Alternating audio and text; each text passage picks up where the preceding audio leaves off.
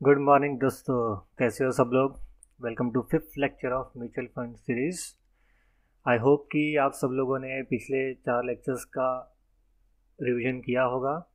अगर नहीं किया है तो मैंने चारों वीडियोस के लिंक्स डिस्क्रिप्शन में दिए हुए हैं, प्लीज़ उनको पहले रेफ़र करना, then only come to fifth lecture.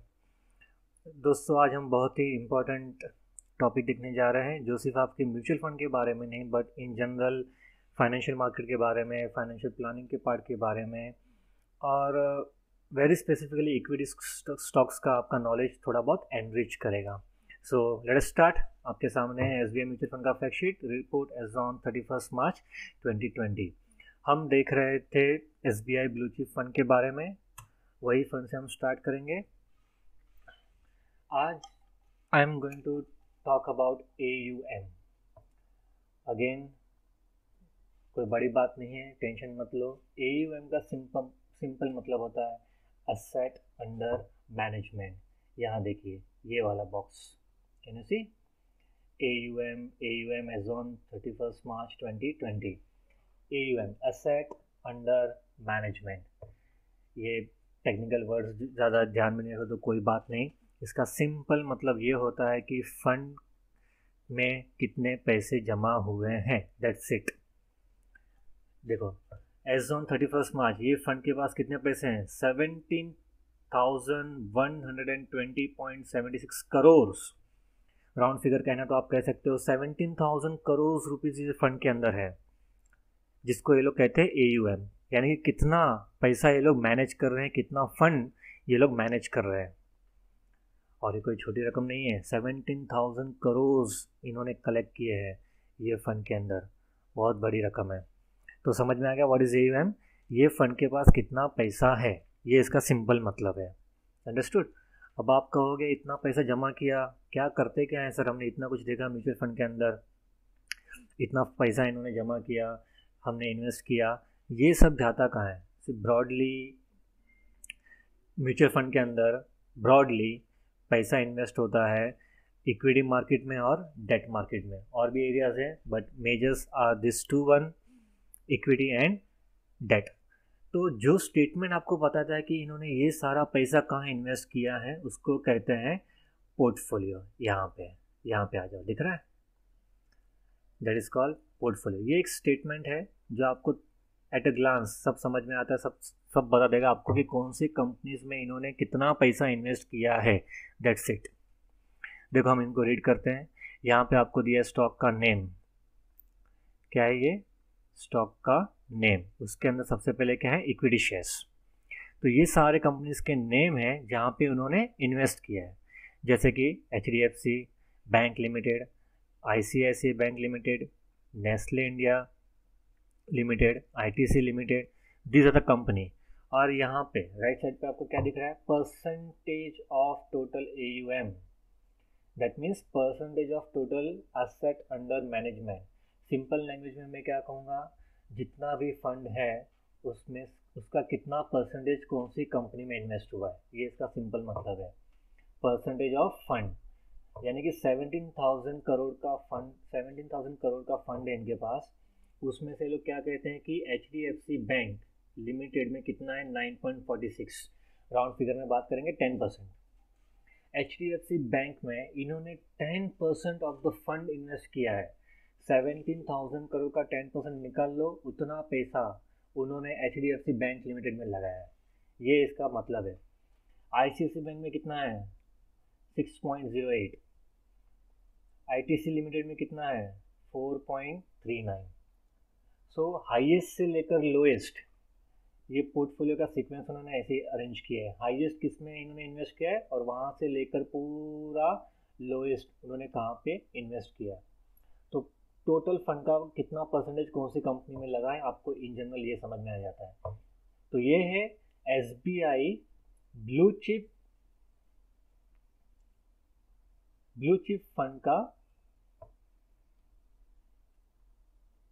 SBI blue chip fund का पोर्टफोलियो है कि ये फंड के पास 70,000 करोड़ रुपीस जमा हुआ है और वो उन्होंने कहाँ पे लगाया है। ये इक्विटी फंड है तो सिर्फ इक्विटी में लगा है, और ये इक्विटी का पोर्टफोलियो है। पोर्टफोलियो का आप एक बास्केट समझ लो, जैसे घर पे फ्रूट के लिए बास्केट होता है, आप अलग अलग फ्रूट उसमें रखते हो। सेम वे ये पोर्टफोलियो भी स्टॉक का बास्केट है, इक्विटी शेयर का बास्केट है, जिसके अंदर HDFC बैंक है, जिसके अंदर ICICI बैंक है, नेस्ले है, दिविज लैबोरेटरीज है, रिलायंस इंडस्ट्रीज है। समझ में आ गया ये पोर्टफोलियो का मतलब। अब मैं आपको थोड़ा एक एडिशनल एक बात बताता हूँ कि ये पोर्टफोलियो आपको क्यों रीड करना है। ये पोर्टफोलियो में सारे कंपनीज के नाम दिए हुए हैं और ये ब्लू चिप फंड है, यानी कि इसके अंदर जो भी कंपनीज रहेंगे वो सब क्या हो गए, ब्लू चिप कंपनीज हो गए। Blue chip means for the best companies, अगर जिसमें आप इन्वेस्ट करोगे तो आपका पैसा डूबने का कोई ज़्यादा चांस है ही नहीं। They are the best company जिनका फाउंडेशन स्ट्रांग है, जिनका ग्रोथ पोटेंशियल भी है, इसलिए ये फंड ने ये स्टॉक्स में इन्वेस्ट किया है।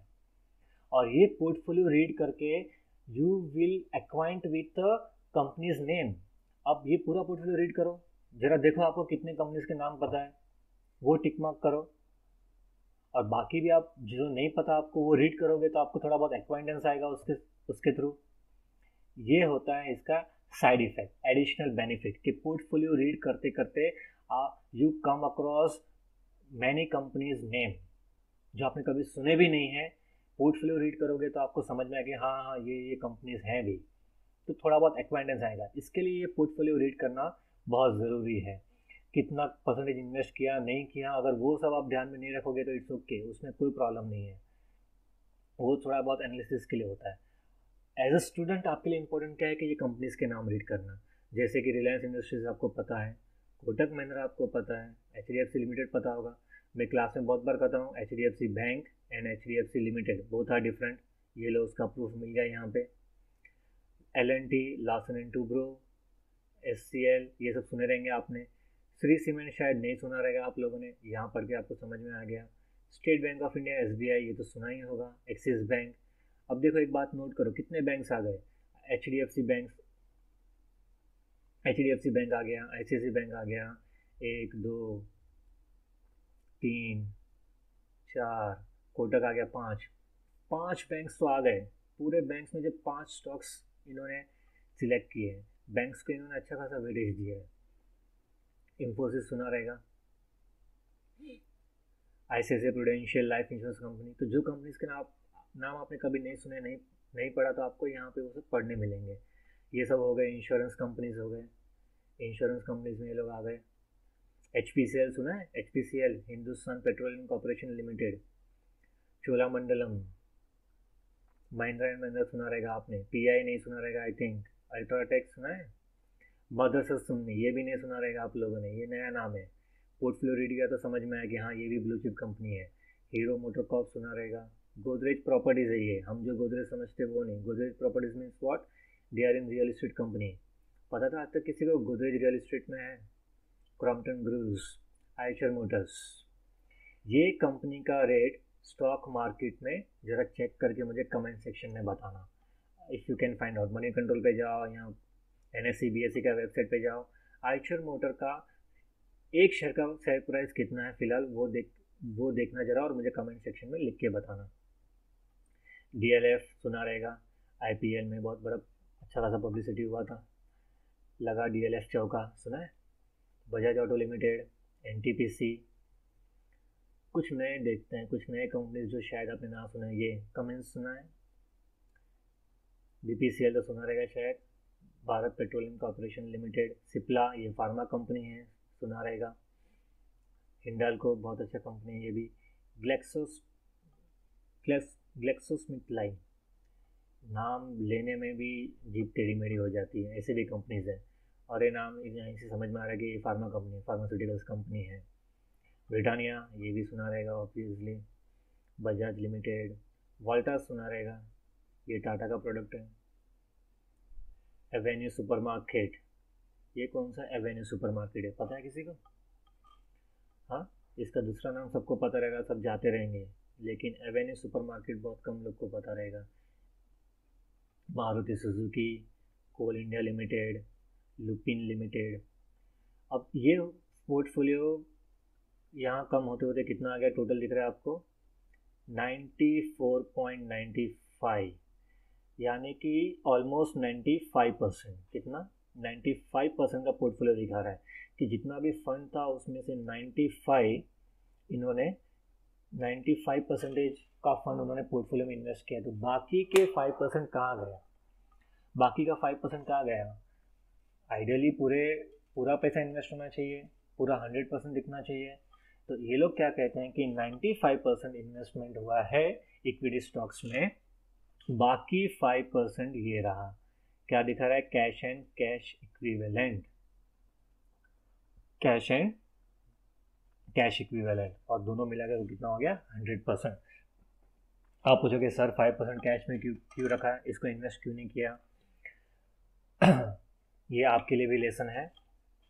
जब भी आप पोर्टफोलियो बनाते हो, आप इन्वेस्टमेंट करते हो, you should always keep some amount in your hand as a cash, कि कभी भी मार्केट के अंदर अपॉर्चुनिटी आए तो आप वो अपॉर्चुनिटी को ग्रैब कर पाओ। फॉर एग्जांपल कैसा अपॉर्चुनिटी?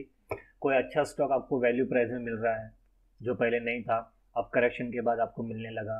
मार्केट में बहुत बड़ा करेक्शन आया, मार्केट गिर गया, it's a right time to enter into the market, इसको भी अपॉर्चुनिटी कहते हैं। तो to take advantage of such kind of opportunities you have to have some cash in your hand.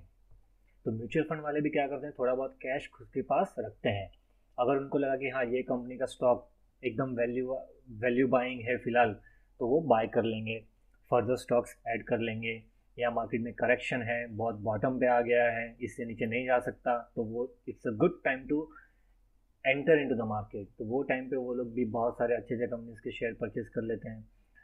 In short invest करने का बहुत अच्छा टाइम होता है, वो उसको अपॉर्चुनिटी को ग्रैब करना चाहिए, इसलिए they hold some cash in their hand.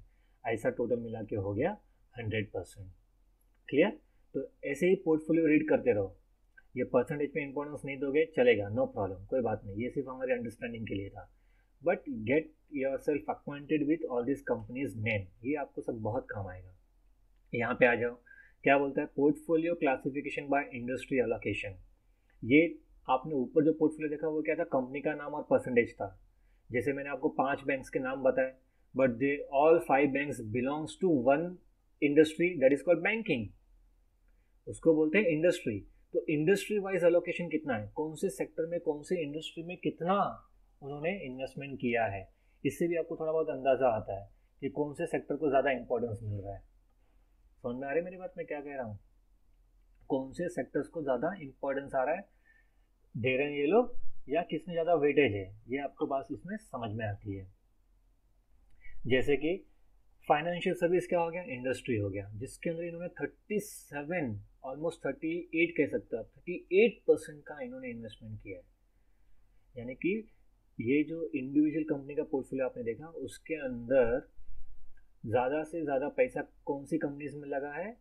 Financial services company में लगा है।